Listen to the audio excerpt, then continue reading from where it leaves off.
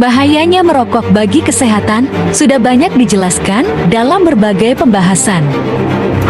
Rokok bisa menyebabkan penyakit seperti jantung, kanker paru-paru, bahkan stroke. Untuk penjelasan lebih lanjutnya, yuk simak video berikut.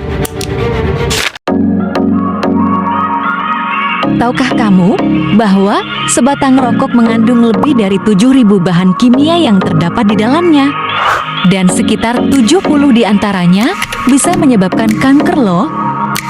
Apa saja sih bahan-bahan kimia berbahaya yang ada di dalam rokok? Adapun bahan-bahan kimia berbahaya di dalam rokok di antaranya yaitu nikotin, karbon monoksida, tar, dan benzena. Komponen rokok dapat dibedakan dalam dua bentuk, fase gas dan fase tar atau fase partikulat. Fase gas adalah berbagai macam gas berbahaya yang dihasilkan oleh asap rokok seperti karbon monoksida, benzena, formaldehida, hidrogen cyanida. Karbon monoksida, gas beracun yang mudah berikatan dengan hemoglobin di sel darah merah, sehingga hemoglobin yang harusnya berikatan dengan oksigen malah berikatan dengan sel dan menyebabkan jaringan tubuh kekurangan oksigen.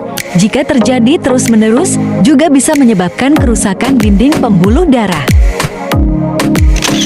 Benzena, senyawa yang bersifat karsinogen, dapat menyebabkan resiko leukemia atau kanker darah. Formaldehida, mengakibatkan iritasi pada mata, hidung, dan tenggorokan. Jika terus-menerus terpapar zat ini, bisa mengakibatkan kanker.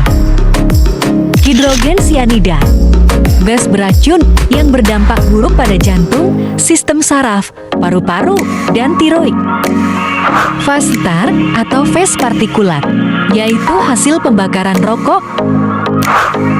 Tar bisa menempel di paru-paru dan dapat merusak silia atau rambut halus di paru-paru, yang berfungsi membersihkan paru-paru dari dahak atau mucus, sehingga meningkatkan risiko terkena penyakit paru.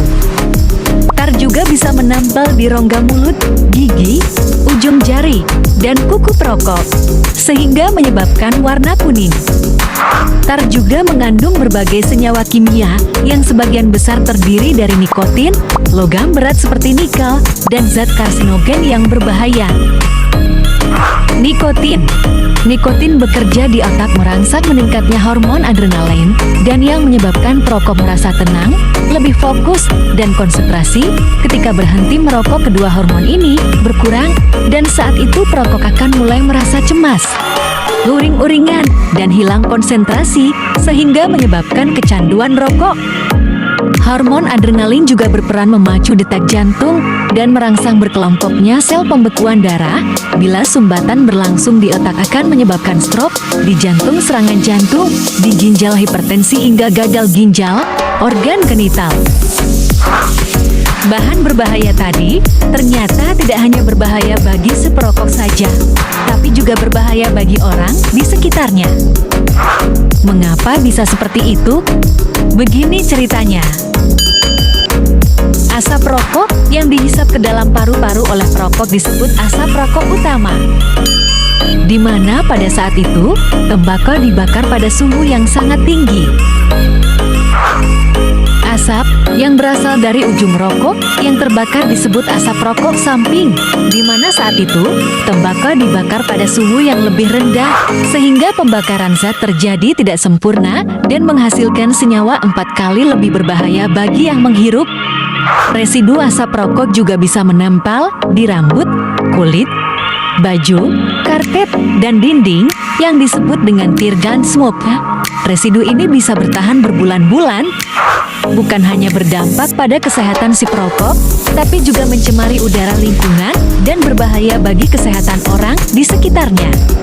Jadi, lebih baik hindari rokok bagi yang tetap merokok.